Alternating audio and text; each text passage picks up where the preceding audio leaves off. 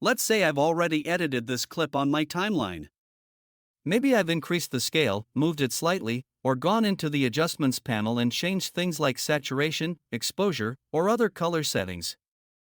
Now instead of repeating all those edits on every single clip, I can simply copy and paste those attributes.